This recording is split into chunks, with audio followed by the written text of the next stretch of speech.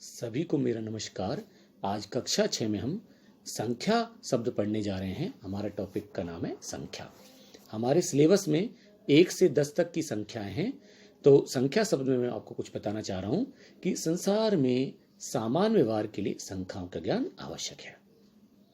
संख्या के बिना हम कोई भी धन का, रुपए पैसे का आदान प्रदान नहीं कर सकते। यानी किसी को हम पैसे देते हैं, लेते हैं, तो हमें संख्याओं का ज्ञान आवश्यक है।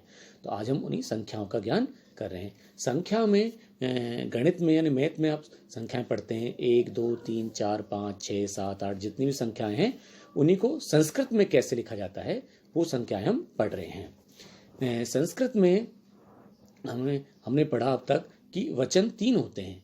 1 के लिए एक वचन का प्रयोग करते हैं, 2 के लिए द्विवचन का प्रयोग करते हैं और 2 से ज़्यादा 3 या बहुत ज़्यादाओं के लिए हम बहुवचन का प्रयोग करते हैं। संस्कृत में 1 से और 4 तक की संख्याएं तीनों लिंगों में अलग अलग होती हैं। केवल 1 से और 4 तक की संख्याएं को जो हैं तीनों लिंगों में अलग अलग होती हैं। लिंग भी 3 होते हैं यहाँ पे, क्योंकि पुल्लिंग, स्त्रीलिंग और नपुंसकलिंग।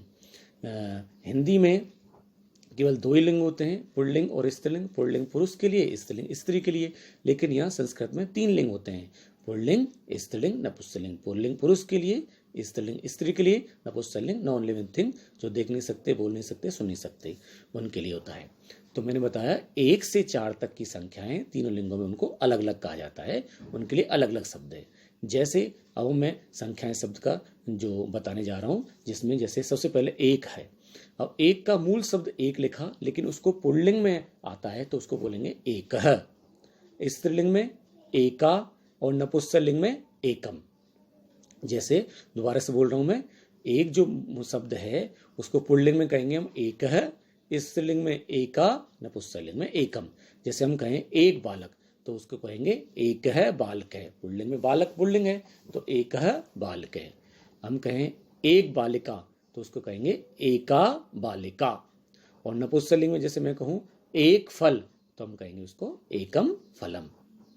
दूसरा है 2 के लिए मूल शब्द है द्वि, लेकिन उसको हम पुल्लिंग में कहेंगे द्वौ, स्त्रीलिंग में द्वे, नपुंसकलिंग में द्वे। द्वौ द्वे द्वे। जैसे मान लो कहें हम 2 बालक, अब बालक सब पुल्लिंग हो गया तो उसको बोलेंगे हम द्वौ बालकौ, द्वौ बालकौ। स्त्रीलिंग में है द्वे, तो जैसे मान लो 2 बालिकाएं तो उसको कहेंगे हम द्वे बालिके, द्वे बालिके। नपुंसकलिंग में हम 2 के लिए द्वे शब्द है, नपुंसकलिंग में भी 2 के लिए द्वे शब्द है। हम कहें 2 फल तो द्वे फले, द्वे फले। 3 के लिए मूल शब्द है त्रि, 3 के लिए मूल शब्द है त्रि, तो पुल्लिंग में उसको कहेंगे हम त्रय, स्त्रीलिंग में तिस्र, नपुंसकलिंग में त्रीणि। दोबारा सुन लो, पुल्लिंग में 3 को कहेंगे हम त्रयः, स्त्रीलिंग में तिस्र, नपुंसकलिंग में त्रीणि। जैसे हम कहें 3 बालक तो त्रयः बालकः, त्रयः बालकः। 3 बालिकाएं तिस्र बालिकः, तिस्र बालिकः। और 3 फल त्रीणि फलानि, त्रीणि फलानि। अच्छा, अब हम चतुर 4 के लिए कहें, जैसे चत्वारः, 4 के लिए कहेंगे हम चत्वारः पुल्लिंग में, स्त्रीलिंग में चतस्र, नपुंसकलिंग में चत्वारि। 4 के लिए पुल्लिंग में चत्वारः, स्त्रीलिंग में चतस्र, नपुंसकलिंग में चत्वारि।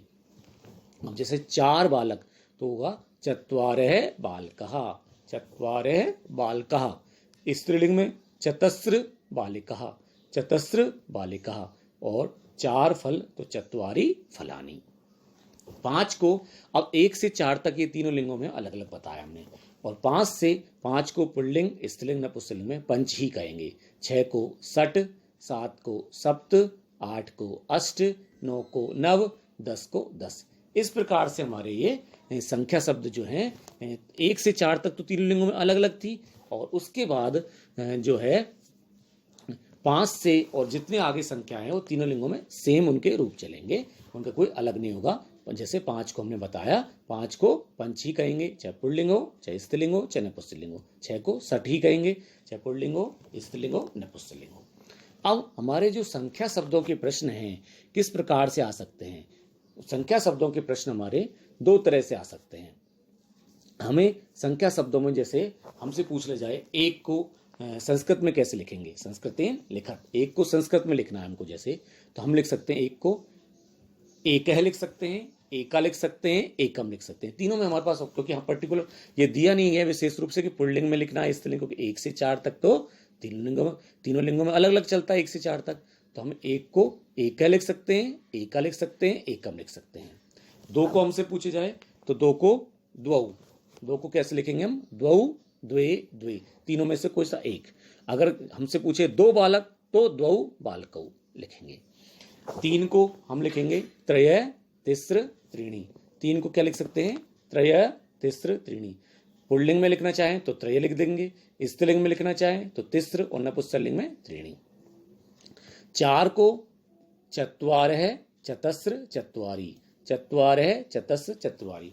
अगर हम तीनों में से जरूर नहीं हम तीनों लिंगों को लिखें, अगर हम हमसे पूछा जाए कि पुल्लिंग में लिखो तब चत्वारः लिखेंगे, स्त्रीलिंग में लिखो चतस्र और नपुंसकलिंग में लिखो तो चत्वारी, और जब नहीं पूछा जाए तो हम तीनों में से कोई सा एक लिख सकते हैं।